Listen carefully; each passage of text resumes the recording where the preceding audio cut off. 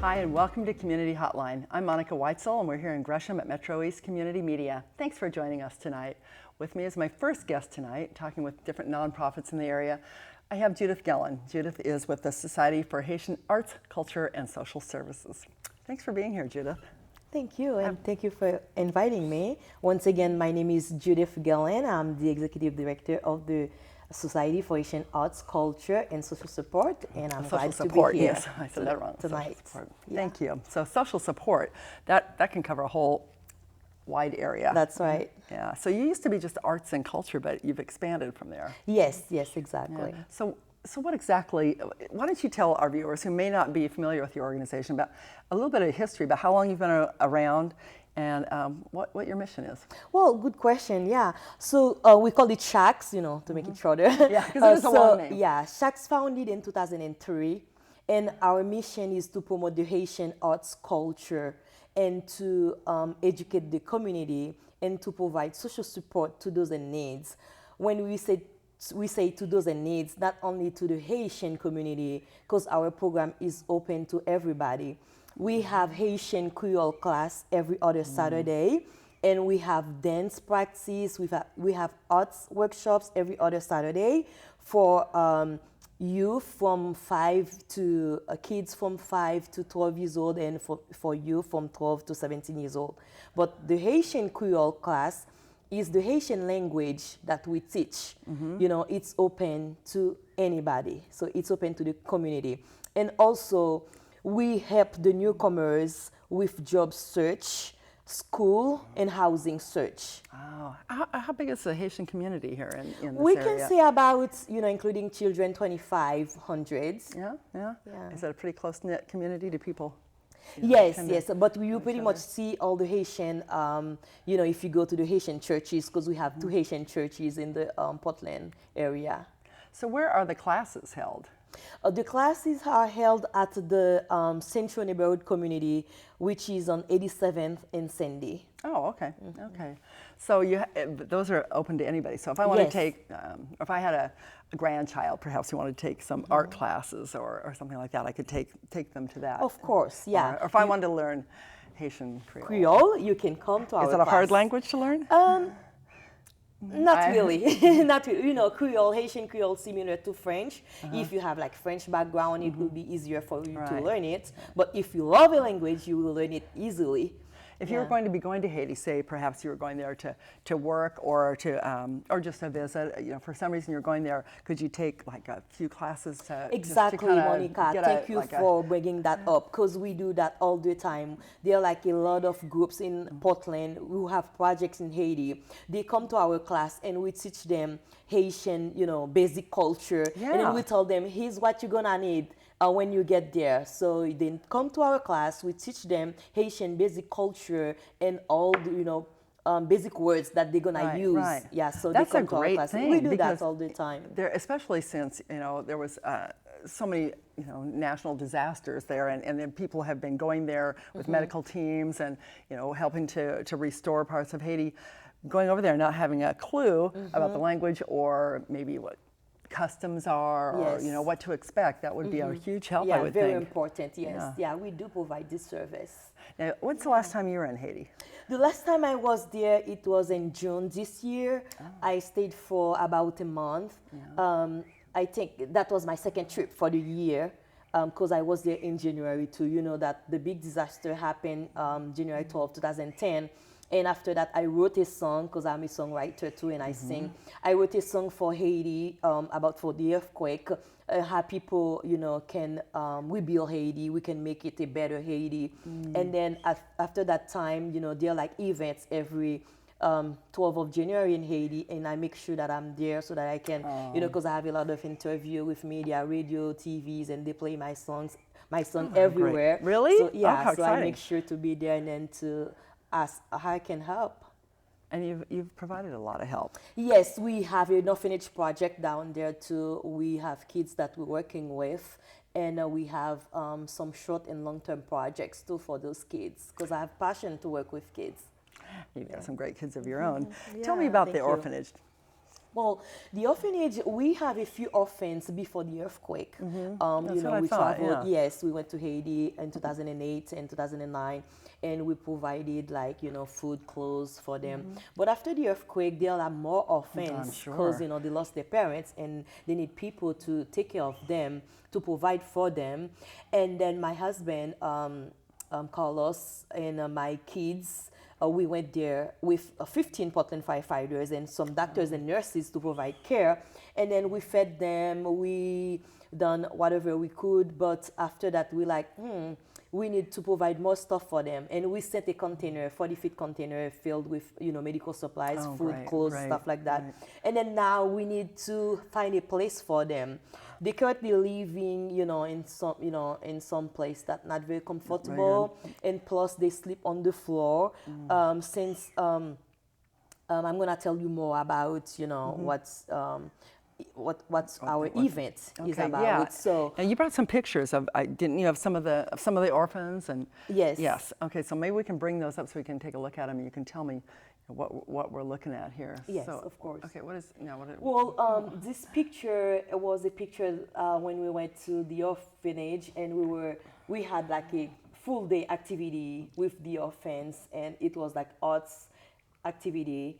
And we asked them to draw a portrait, and then we taught them what a portrait is about. It's not about like, you know, nice face, you know. We tell them that there's something behind the portrait, and like a good person, you know, like a beauty, inside beauty. Right, And nice. yeah, they were happy to draw a portrait of themselves. Oh, I like that. And that's me again talking with one of the girls, and all the other girls around me. And yeah. So that's the group. See, can you see, like, you can Yeah, see, like, yeah. my husband and I, Oh, and that's my friend Sarah Layton, she went there with us too. We had a good time. And how with long were them. you there? How long were you there? You said For a 4 month? weeks. Oh, 4 weeks. Yeah, Yes. yeah. Okay. So when you're there, you stay close by the orphanage and Yes, yes, we stay close by the orphanage, and we have a land too close there. This is the land that we're gonna use to build the actual, you know, house for them to live. So you have a place. Yes, I mean, you have we do. the property, Yes, but you still need to build exactly. the orphanage Monica. itself. Yes. Yeah. So it's obviously going to cost a lot of money to do Yes. that. Yeah. Yeah, it will cost a lot of money. So what are your plans? What you know? Obviously, you need to raise money, and I'd like to know Yes. how you plan on doing that, and then you know what's the timeline for that? We don't really have a timeline, but we would like to have this done as soon as possible because the kids need some place to live. Right now, we're gonna have an event, and the event will be on November 9th at 5:00 p.m. So at that event, we're gonna raise funds just to provide beds for the kids because right Okay. now So they they're sleep sleeping on the floor. Yes. Yeah. No kids should have to sleep on the And floor. plus, we're gonna collect clothes and shoes donation for children from 5 to 12 years old, because Is that the biggest need right now? At this event we're gonna accept this kind of donation, and plus we're gonna have like a benefit dinner. Right. So right. there's gonna be like Haitian cuisine, good food of course, and we're gonna have a presentation of our last visit in Haiti with good. the kids. And Pictures or video or something of your visit there, so people can see what it's like there. Do you have, at the presentation, yes, Yeah, definitely. There are gonna be like a lot of pictures, videos, and then plus we're gonna have like live dance, traditional Haitian, nice. African traditional dance. So it will be very, very interesting. And at first we're gonna have a silent auction, Haitian arts. So it will start right at 5:00, and then plus the benefit dinner event will start. What can we expect for Haitian food? Well, Haitian food, we usually have rice with black beans or pinto beans, and then fried plantain, and fried pork, and chicken and sauce. And there is a salad that we call pickles. So it's like cabbage, carrots, and onions, and it's very spicy. Oh yeah, that Yeah. sounds good. Yeah. Good. Yeah. So there'll be a nice dinner. There'll be entertainment. There'll be a live auction. Yes, that's Is right. a live auction or a silent auction? It's gonna be a silent Silent auction, auction, actually. okay. Yeah. And a presentation. So it'll be a full night. Yes. And this is at the, is it Augustana Lutheran Church? Yeah, Is it's that- gonna be at the Augustana Lutheran Community Center. Center, Yes. but okay, okay. And that's on Northeast 14th Avenue. Yes, yeah. The physical address is 2710 Northeast 14th Avenue in Portland. Okay, good, Yeah. good. That sounds like a fun evening. Yeah, it will be fun. You know, when you go, Judith, to Haiti, how the people of Haiti have endured a lot. I mean, really, there's been a lot of misfortune. And how do the people survive that? How do they respond? What is the general feeling of the people there? Are they Well, survivors? I mean, is it? Sometimes I talk to my family all the time. I can't explain it because I remember right after the earthquake when I went and I talked to people, they were so happy and smiling, and then I was in tears all the Yeah. time. I was crying, and I'm like, I don't know how they do it. Yeah. And then I found out that Haitians are the most resilient people in this world. And they need to be, I guess, but Yes. that's so great. Yeah, so that's why for you, if you have planned to visit Haiti, almost have a smile on your face. They like that a lot. They like If you that. smile to them, just show them some smile and say, hi, how are you? Yeah, so yeah, they'll feel better. Yeah. They sound like a good people. Well, I know you are. So, Thank you. what else? What else are you going to be doing in the future? I mean, if people want to support the people of Haiti, or they just want to find out more about Haiti, do you have other things planned? Well, our project, as I told you before, my passion is to work with kids, and plus, you know, I sing a lot, so Right. this is one of my passions. And we want to build the orphanage for the kids, and that will cost more than $300,000. Sure. And we have $0 now, so you have a long we ways need to to go. raise fund. We're still trying to figure out which strategy we're gonna use to raise that fund to Right. build that orphanage. And if anyone wants to travel with us and to go to take a look at our project, we are open. We're Yeah, or open. if you have, or if, would you be open if another nonprofit wanted to maybe partner sometime to help provide services for Of Haiti course, too? You'd be of open to course. that? Yes, Yeah. because our orphanage building plan, like this sketch, we have the Architect Without Borders. They are the one who volunteered to, you know, to draw this plan for us. Oh, yeah, great. we have. Yeah. Yeah, we open. And the more to people that are going to partner. help and partner with you, Yes. the faster it'll get done and the better it'll That's be. right. Yeah, because I That's imagine right. there's a huge need. Yeah. Yeah. So what else do we need to know? Before I let you go, because we're almost out of time, the event is coming up on November 9th at 2710 Northeast 14th Avenue. The website information's been on our screen, or will be, Okay. so people can find you and get more information about tickets. It's open to the public? Yes. Is it families? Yes. Anybody can come? Yeah. Okay. Yeah. It's open to the public, and I want to tell you that if you would like to come, you can bring your kids. It's fine. And if you need more information, you can contact me. We have phone number, and the website is available for you. And also, not only for the benefit dinner, you can go to the website and get registered to our classes, our workshops, because we have classes for children, for youth, and for adults. If you want to learn more about it, just give me a call at 503-875-1506 or visit our website. It's shacknorthwest.org. Thank you so much, Judith. Thanks for being here, and best of luck on the on raising funds. It's a huge project, but I think if anybody can do it, you can. Yes. Yeah. thank So, and I you. hope the event is a huge success too. Thank you so much. Yeah, you're Thank you. I welcome. appreciate your time. Oh, no problem. Anytime. Thanks for watching this first segment of Community Hotline, and don't go away. We're going to be right back with the Sisters of the Road.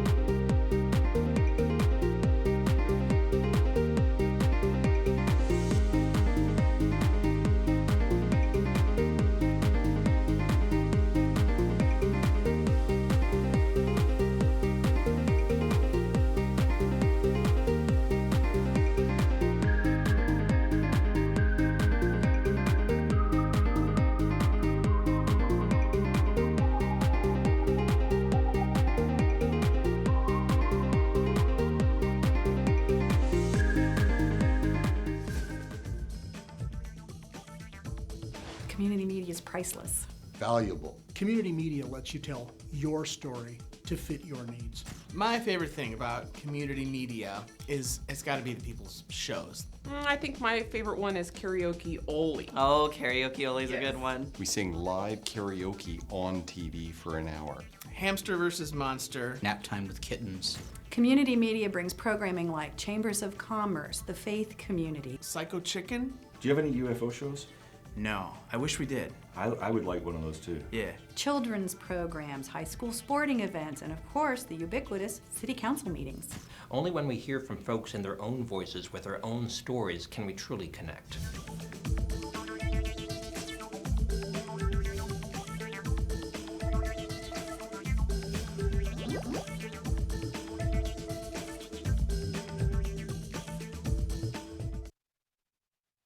Have you ever wanted to create a TV show of your own?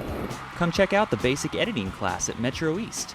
Our trainers will give you the skills you need to flex your creative muscles. Using our state-of-the-art IMAX and Final Cut Pro 10, you can work with your own videos, add graphics and music, and even drop in cool special effects like green screen and slow motion. The best part? No experience is required. All ages and skill levels are welcome. Find out more on our website at metroeast.org. KZME Radio is a new station that is committed to entertain, inspire, and connect our community through programming that celebrates local music, arts, and culture. It was created to put local music and local arts on local radio, and it is a vehicle for our creative community to gain exposure while also celebrating what the Portland metro area has to offer. Hi, I'm Allie Wesley, and I love KZME because it's a great resource to find out about awesome music in our community. They have hip-hop and pop and chamber folk and pretty acoustic music, and they have everything that we have in Northwest. You should support KZME to support these local artists and the awesome music that you can find.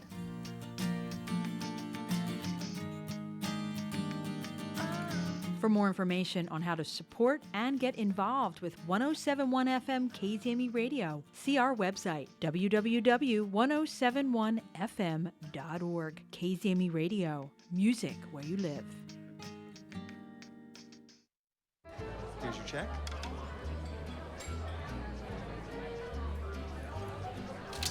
Oh, you got it. You know, since I got rid of my car, I really enjoy walking. Okay. God, no.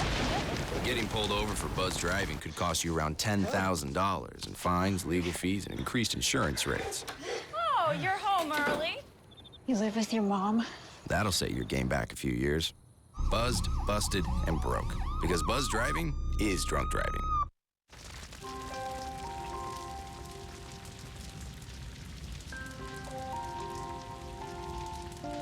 A single ember that escapes from a wildfire can travel more than a mile. That single ember can ignite and destroy your home or even your community. You can't control where that ember will land, only what happens when it does. Get Fire Adapted now at fireadapted.org. Don't look at me. Your hair's a bit frizzy today. Oh, you should pick that up. Oh, you're such a dork. Loser.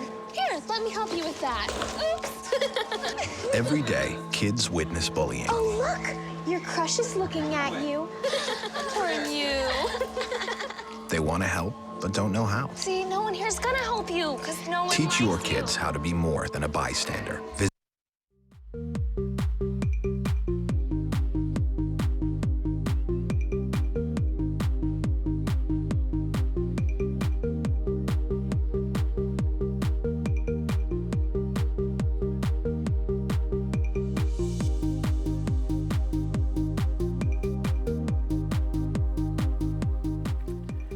Hi, and welcome back to Community Hotline. I'm Monica Weitzel here at MetroEast Community Media. And tonight, for my second guest, I'm going to be talking with the Sisters of the Road. Brenda Morgan, who is a development co-manager at Sisters of the Road. You've been on here before. Yep. I'm delighted to have you back. I'm glad to be here. Brought a guest with you tonight, Gary Rogowski, the director and founder of the Northwest Woodworking Studio. And we'll get to find out how all this ties together, because it's not an obvious partnership here. So, Brenda, let me start with you if we could. Just for those who may not know what Sisters is all about, tell us about your organization, what you do. Wow. Well, Sisters of the Road has been in Portland for 34 years. It'll be 34 years this November. Wow. I know, a long time. Yeah, it is. And it started out as a cafe, just feeding people who were living in homeless circumstances or who were extremely poor. And it's evolved into an organization that has a cafe that feeds close to 13,000 people a year. Wow. I know, and we have a systemic change program that's working to change conditions locally and nationally so that people don't have to live homeless or extremely poor anymore. I imagine that Sisters is a pretty good prototype for a lot of other places. I don't know if that's the right word, but for other places in the country. Yeah, that is a good word. It's worked really well, hasn't it? Yes, we are a model. Yeah. We have a wonderful barter system that works for people, so if they can't afford to pay for a meal, they can work and earn food that way. And we have jobs that everybody can do, no matter what their physical ability is. Right, and that allows people to retain their dignity, and it's not just a handout. Plus, you have really good food there. We have great food. You do have really good food there. I had the pleasure of joining Brenda at Sisters of the Road and had a great meal there, very reasonably priced, and it was really a nice experience because everyone, there was just such a sense of equality between everybody sitting there, and it was. It didn't matter if you're homeless, if you're a CEO of your own business, if a millionaire or a pauper, it didn't matter. Everybody was welcome, and everybody sat together and dined together. Good food and hospitality is what it's about there. So it's kind of like a family kind of thing. Yes. Yeah. Now you did bring a video, and I want to watch a little bit of that there that kind of shows a little bit about what Sisters is about. So maybe we can just take a look at that now. Sure. Okay. Dignified. Also, the reservation system, I think, is really different than some other places that provide meals for folks, because people don't want to stand in line all day. People have tons of other things to do. So that's like a really important piece at Sisters. And you get to sit down like a real person and take your time to eat. Nobody's letting you know, well, there's 500 more people outside, so choke this down and leave. Basically, about half of the cafe we rely on barter workers or volunteers to run, and that includes bussing tables, bringing drinks, wait staff. How it works is folks come in, and 15 minutes of work equals $1.50, which at Sisters is a meal and a drink.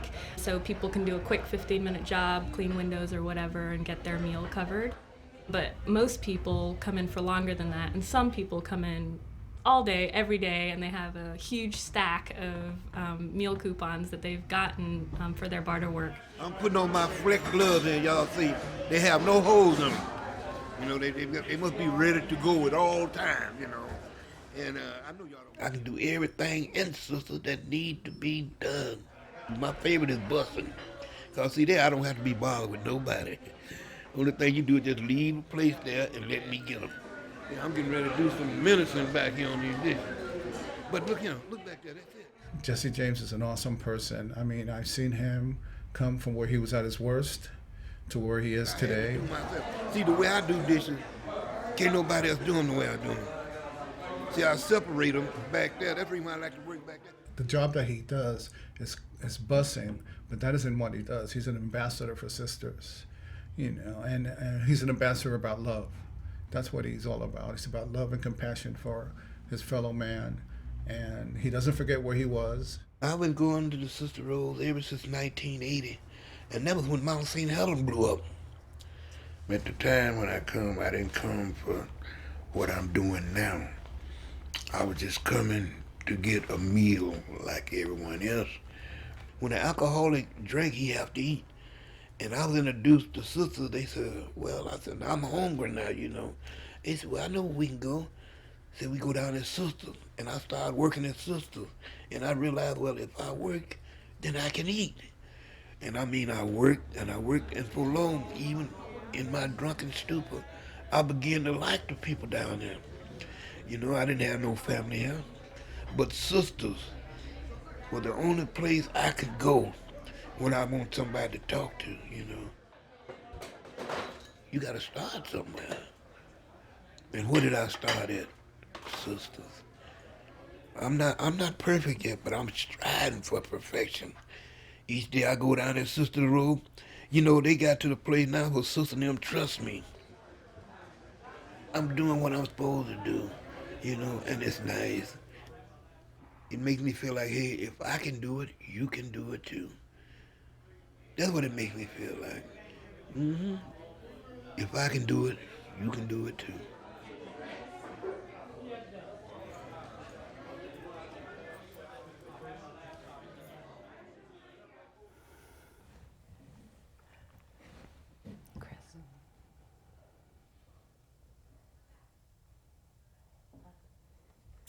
That's great. That's great. So you have obviously a great place to work, and you have some wonderful people to work with there. And the homeless community has they've opened their arms to sisters. So you know, I'm sort of jealous of the fact that you have such a great community to work with, and that you make such a difference there. Gary, how did you happen to come into all this? How do you fit into the picture? You know, when you first started talking, I remembered years ago, one of my first shops, I'm a furniture maker.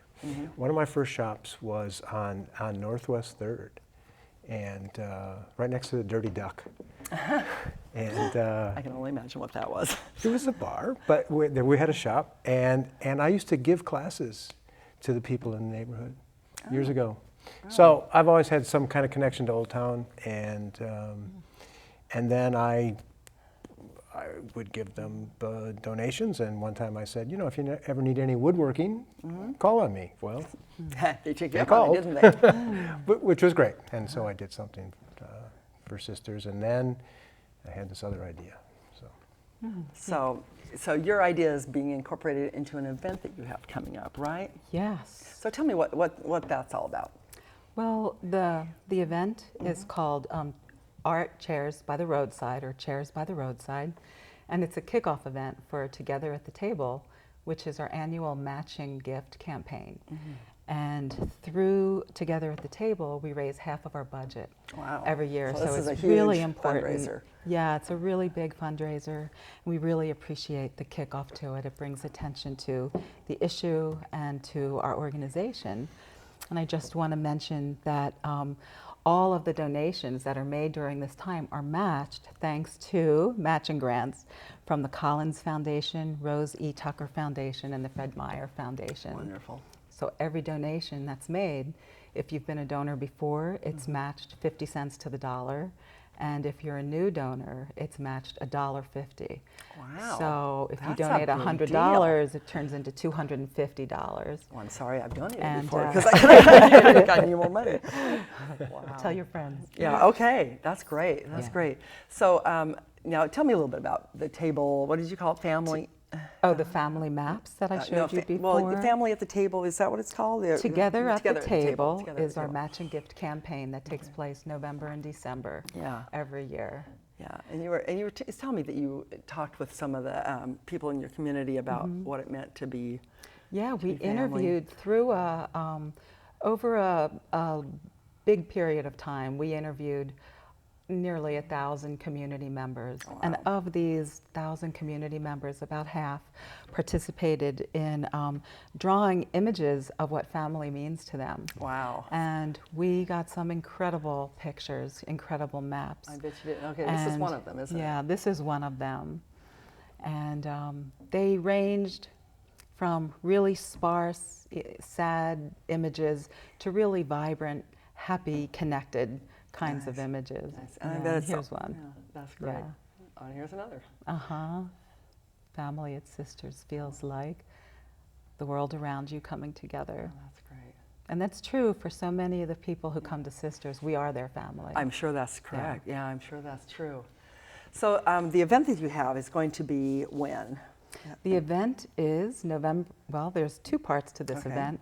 One is November 7th, which is the first Thursday in November. Okay. So there'll be a preview that night at Gary's studio. Okay. And so people will have a chance to look at all of the art chairs, which you can talk about. Yeah, and I think we had a few pictures, if we have them here, of some of his work at the studio. You do some fabulous work. If we've got those, we should take a look at them. But great attention to detail.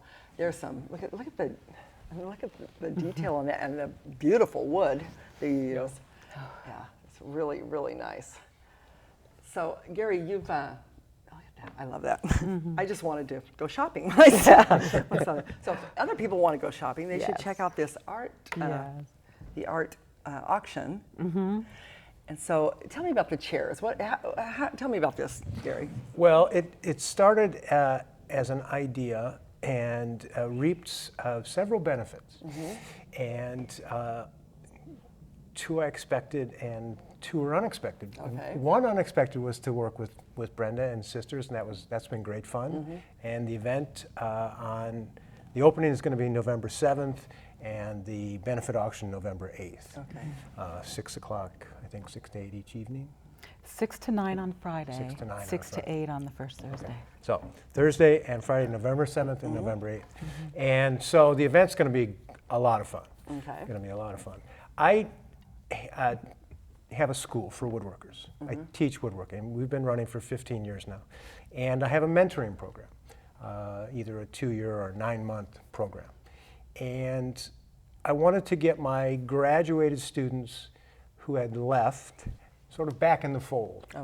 And I thought about, we've done some shows in the past, but this time I wanted to make it as fun and as simple as possible. So I designed a chair, and that was... And this is this chair. Yeah, that's the basic... I'm going to bring this up on the table so basic people can cafe look at chair. it. Just a cafe chair, nothing fancy. Nothing fancy, but it's beautiful. It's what I would call a production piece. So I made 20 of these. I made the parts for 20 of these chairs. And then I shipped them around the country to Alaska, down to New Mexico, Iowa, to my students, to put them together any way they wanted and decorate them any way they wanted. So to open up the possibilities and kind of let the creative juices flow.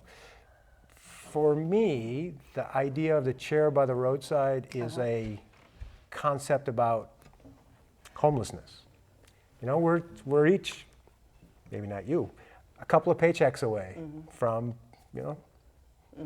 being on the roadside. So that's how the idea came about.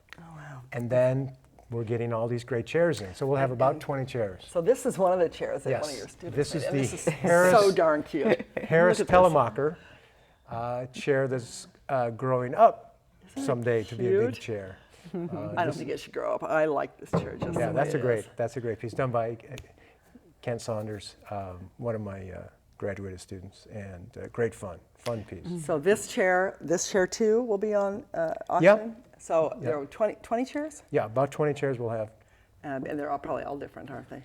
Yes. I wanted to bring the cat chair. I didn't. You're allergic, of course. I'm allergic to cats, so you can't bring a cat chair. And then my assistant Zach's got a great, lovely sort of modern chair. We're getting a lot of great designs. We've got some metal work in one, so it's going to really run the gamut. So we're almost out of time. It's gone way too fast. So tell me what else I need to know before we let you go. Well, we want people to come to this event. We want people to register because we can have about 75 people there. So we need people to call me or email me and register for the event. We have great food provided by Pambici, Cuban restaurant, and wine from Helioterra Wineries. So you can come party. We have a jazz duo there, Gerald Fentress and Gordon Neil Herman. Great. So it's going to be fun, a great night, amazing and a great artistic Christmas chairs gift for a wonderful cause. Yeah, it is. So, Sisters of the Road does wonderful work. Thanks for thank being you. on here again, My Brenda. pleasure. And thank you so much, Gary, and for donating your time and supplies and everything else. So that's great. I hope you've enjoyed this segment of Community Hotline. And if you want to go to this auction, which I know you do, then you go ahead and check out their website and you can get all the information and attend on November 8th? Yes. Or 7th and 8th? Yes. Okay. Don't go away. We'll be right back. We have the last segment of Community Hotline. We're going to be talking with Major Sullivan from the Salvation Army about what's going on here in the community now that the holiday season is coming up. So stick around.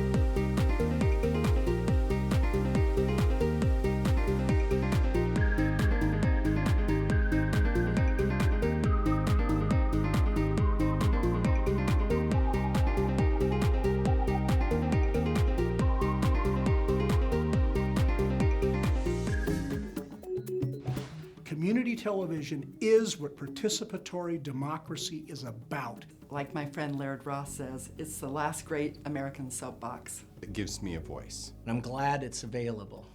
It's incredibly important to protect a place where all users of locally based nonprofit media have a place to speak and share their stories.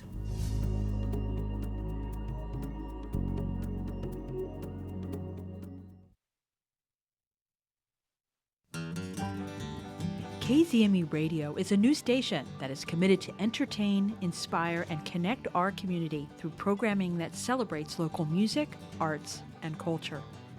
It was created to put local music and local arts on local radio, and it is a vehicle for our creative community to gain exposure while also celebrating what the Portland metro area has to offer.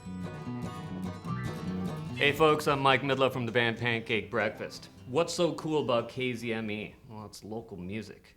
You know, you can't go to every live show. Believe me, I've tried. So you could tune into KZME and hear a bunch of music that you might not get to see otherwise. Why should you support KZME? Well, it's pretty obvious. I mean, if you like Portland Town, USA, homegrown music, independent radio, and if you believe in the powers of rock and roll, then contribute to KZME. It's music where you live.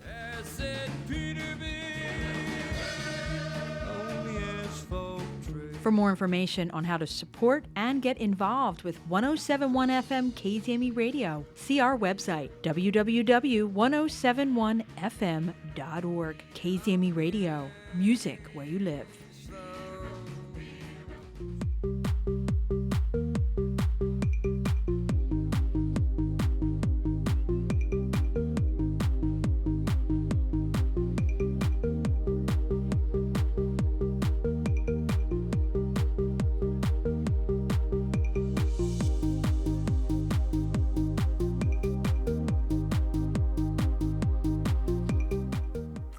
We're back, and thanks for staying with us. Now I'm here with my friend Major Sullivan from the Salvation Army. It's great to see you again, James. Nice to see you too, Monica. Yeah, it's been a little while. I don't know if you've been here since last Christmas season. Yeah, probably around that time we had our brass group come and play. Yes, It's yes, so you much did. fun. It was great fun, and your youth band is going, is going to. They're going to come again. Yeah, Yep. we're looking forward to that. So, tell me what's been going on with the Salvation Army. Well, things have been busy at the East County Salvation Army, Yeah. and we just finished our big promotion for our youth music program. We had a big concert last night featuring Michael Allen Harrison, and he played along with our youth band. We have a bluegrass group, and I didn't know you had a bluegrass group. yeah, and our Oh. kids choir sang, and they raised about $13,000 to Wow. provide music lessons for kids after school. Oh, how great. Oh, that's great. And Michael Allen Harrison is always really good about donating his time and his energy to working with kids He is in schools awesome. and organizations. Yeah. He auctioned himself off at the end of the concert for a private concert opportunity. Oh, really? And so that helped fill the coffers as well. Nice, nice. I bet that was fun. It was terrific. Yeah. So you have the after-school program where you're going to offer music lessons. What other things do you do at the East County? Well, on a regular location? basis, our family services provides food and clothing for needy families, and the youth center provides homework help, music lessons, teen at-risk program. There were 68 kids per day in our youth center over the last year. So lots of things going on a regular basis. Yeah.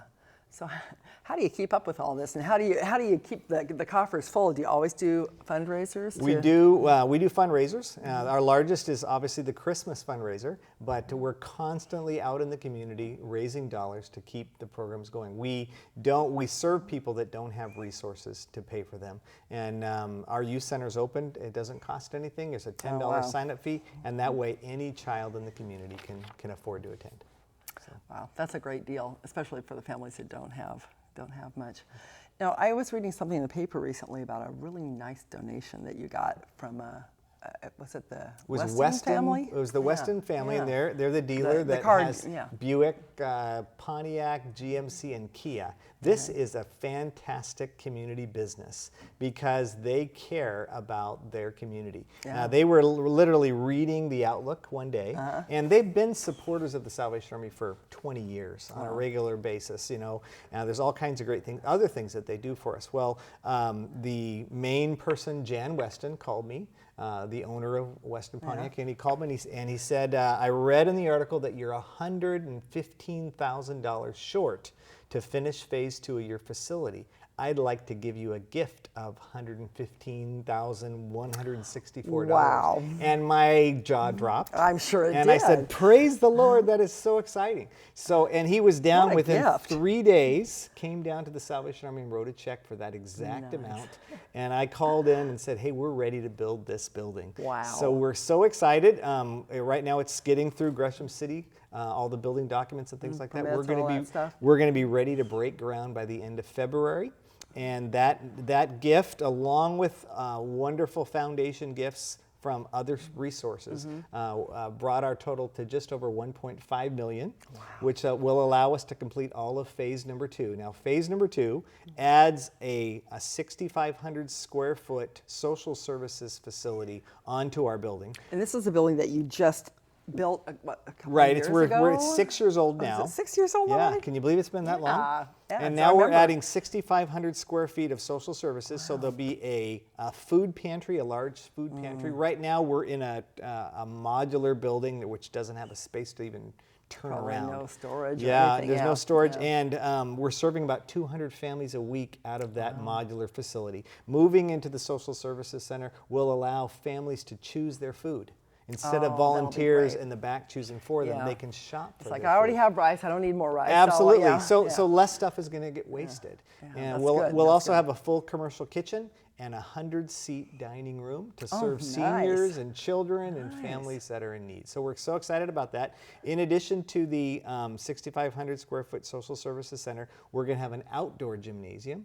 Oh, wow. An outdoor gym, how does that work? Okay, so most of our elementary schools, you go outside and you see an outdoor basketball court that's covered so people can play even when it's raining in Oregon. Oh, it does it? Does it do that? Same kind of setup at the Salvation Army, and that will allow us to have a recreation program, a stronger recreation program for our after-school program. Great. And it'll have lights on it, and it'll have electricity. So it doesn't at nighttime or so we can use this time of year. We can use it all the time, and the kids are just going to love being out there on the basketball court and all kinds of other things that we can do. In the future, we're going to have an enclosed gymnasium, but that's another $750,000. Yeah, we'll get to that one on some other Of course, someone might be campaign. listening, Yeah, just like Weston. That's right. And they'll come through. So thank God for people like the Weston family that care about the kids in our community. Wow. And the community has really been there for the Salvation Army, haven't they? On a regular basis. Yeah.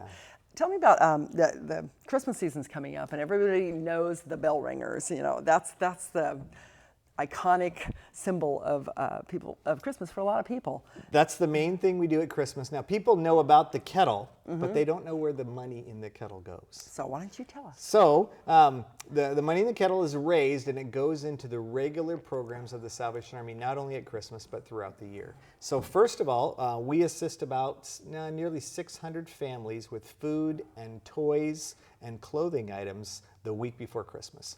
So this year our distribution site is right by Office Depot on Burnside, and the week before Christmas you'll see a mob of people lined up. Those people have been in our office at the Salvation Army qualifying and filling out their applications. Oh, and okay, things so they like do that all ahead of time. Do that all ahead, and then we take the toy wishes and the sizes of the children's, their coats and things that they want in their shoes and things that they would like to have for Christmas. We put those on a little angel tree tag, and we send those out to businesses around the community.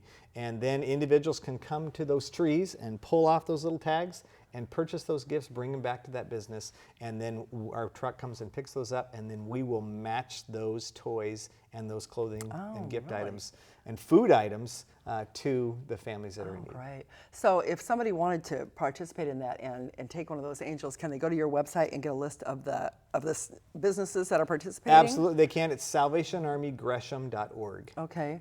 And the gifts should be unwrapped gifts? Unwrapped gifts, exactly. That way we make sure they match what's on the list that they'd asked for. So that's the main thing that happens at Christmas at the Salvation Army is food and toys for needy families. And then the dollars that are left over after that go to support families in need all throughout the year, those 200 families a week that are coming to our doors on a regular basis.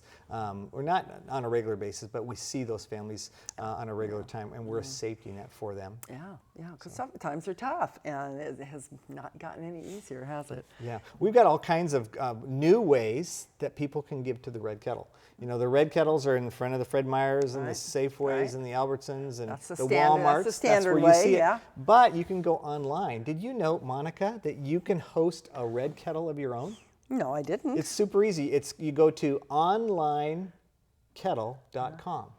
And then you put in your name and your zip code. And then what you can do is you can email your friends, all the people that are on your friends and your Facebook list. You can say, I'm hosting a kettle on onlineredkettle.com. Would you give to my kettle? And then what happens is when they process those gifts over their credit card, the Salvation Army, which is closest to you, which if you live in East County, is the Salvation Army in Gresham. Right. And then those dollars will actually come to the Salvation they'll Army go to in your community. In your community. Oh, so if you live in inner Southeast, it'll go to inner Southeast. If you Right, live and in we'll give Beaverton, it'll go awards to out Beaverton. to the top online Red Kettles in the community. How fun. That does make it easy. It's That's way great. easy because, you know, so many people, they don't carry coins any longer. You know, Yeah, that's people true. are shopping That's true. online more and more and more. Yeah. And so now you can be your own Red Kettle captain. That does make it easy. I like that. I like that especially for people that don't carry cash on them.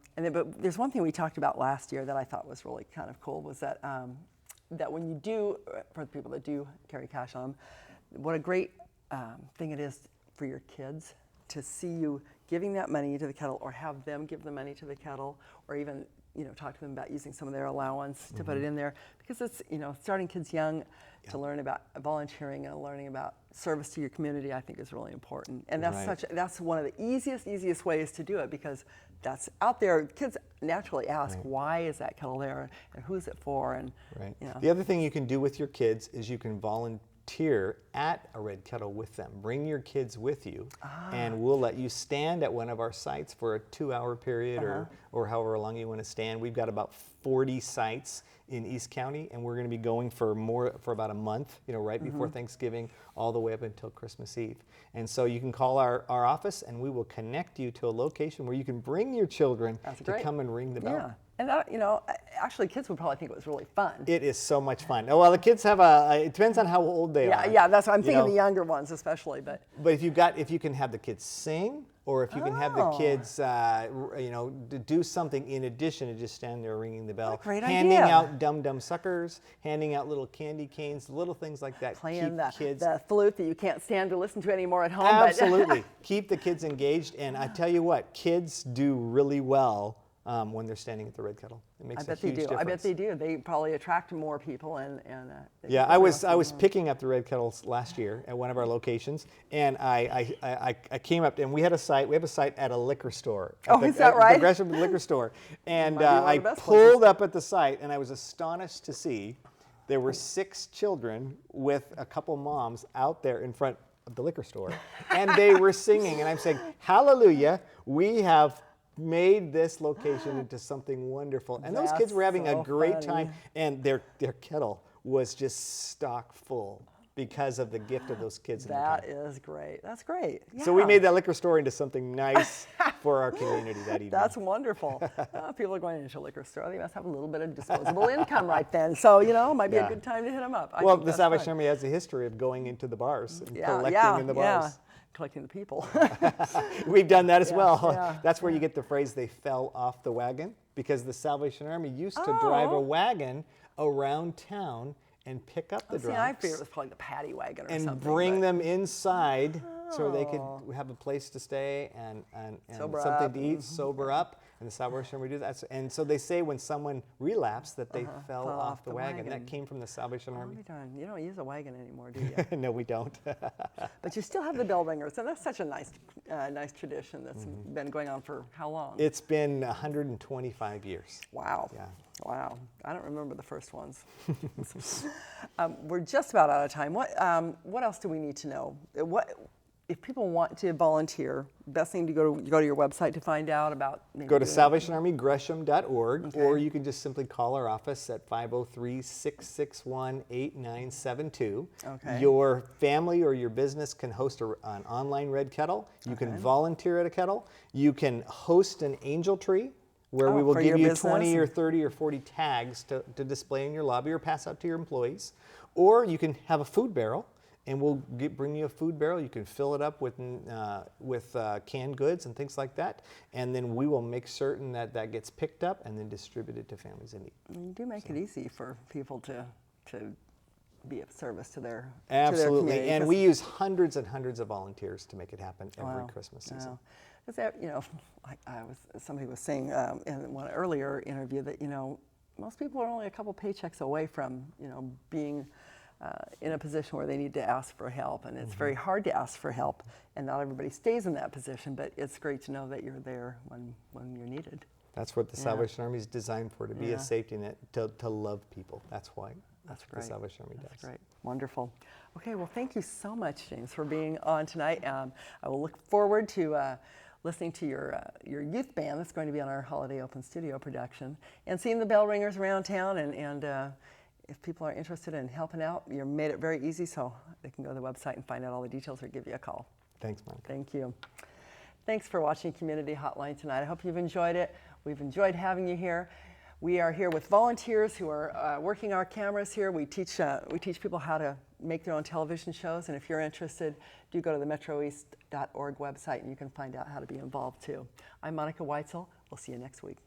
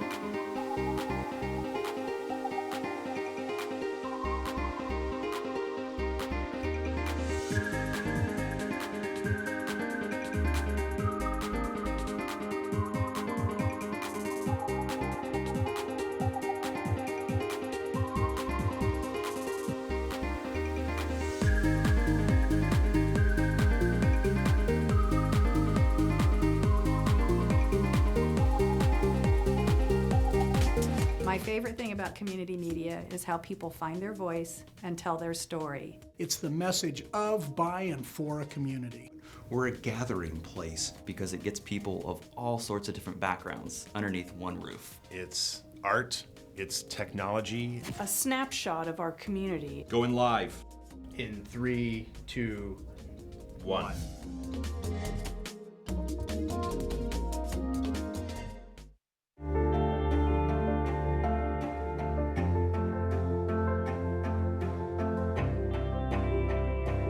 Body language can tell you all sorts of things.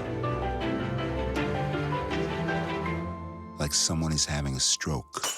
Know the sudden signs. Learn fast. Face drooping, arm weakness, speech difficulty. Time to call 911 and get them to a hospital immediately. Learn the body language and spot a stroke fast. In 1977, an 8-year-old boy picked up the game of golf from his father. The odds of that same boy then making it to the US and European Pro Golf Tours, 1 in 7 million. The odds of the Big Easy winning the US Open twice, 1 in 1.2 billion.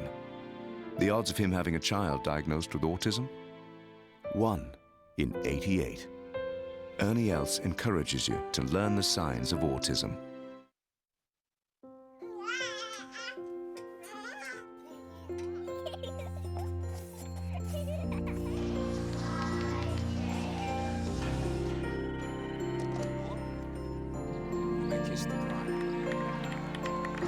A full life, measured in seats, starts with the right ones early on. Car crashes are the #1 killer of children 1 through 13. Learn how to prevent deaths and injuries by using the right car seat for your child's age and size. Don't look at me. Your hair's a bit frizzy today. Oh, you should pick that up. Oh, you're such a dork. Loser. Here, let me help you with that. Oops. Every day, kids witness bullying. Oh, look. Your crush is looking at you. Poor you. They want to help, but don't know how. See, no one here's gonna help you, because no one Teach your likes you. kids how to be more than a bystander.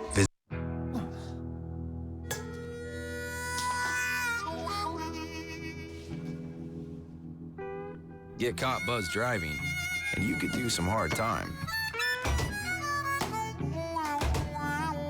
Craig, knock it off. Sorry, Mom. It could cost you around $10,000 in fines, legal fees, and increased insurance rates. And that could set you back a few years. Buzzed, busted, and broke. Because buzz driving is drunk driving.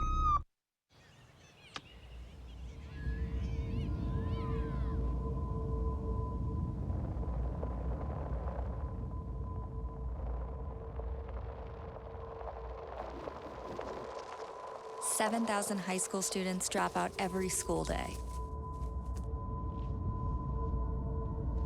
Let's catch them before it's too late. To start helping students in your community, visit boostup.org.